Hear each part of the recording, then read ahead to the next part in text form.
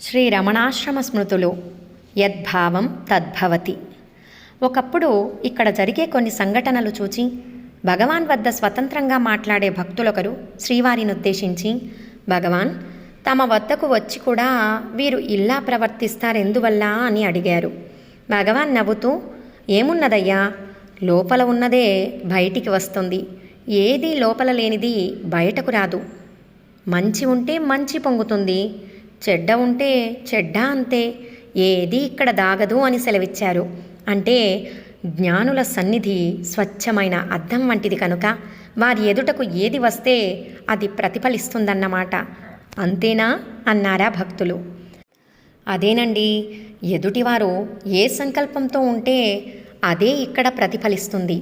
దానికేమి, 10 మంది ఎక్కడ చేరితే అక్కడే ఇవన్నీ వస్తూ ఉంటవి, ఏం చేస్తాం అన్నారు భగవాన్. ఇందుకు నిదర్శనంగా ఎన్నో సంఘటనలున్నవి. మచ్చుకొకటి ఇక్కడ ఉదహరిస్తున్నాను.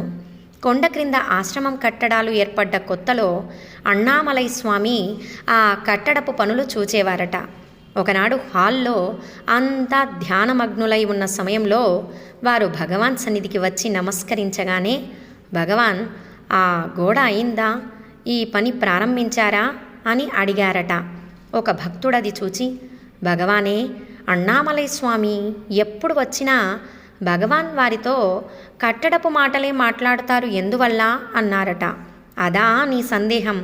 అతను హాలులోకి వస్తే అన్నామలైలాగా వస్తాడా? కట్టడంలాగానే వస్తాడు. అతను ఎదుటికి వస్తే కట్టడమే ఎదుట నిలిచినట్లుంటుంది. ఏం చేస్తాం? ఎదుటివారు ఏ భావంతో నిలిస్తే అదే ఇక్కడ ప్రతిఫలిస్తుంది అని సెలవిచ్చారట భగవాన్. భగవాన్ ఆ విధంగా పలుకరిస్తే అతనికి తృప్తి కలిగి, అయ్యో, మనకు ధ్యానానికి అవకాశం లేదే, ఈ పనితో కొట్టుకుంటున్నామే అని ఎక్కించలేకుండా పోయేది. ఆ భావనతోనే వచ్చేవారన్నమాట. యద్భావం తద్భవతి అన్నారు పెద్దలు. ఓం నమో భగవతే శ్రీరమణాయ.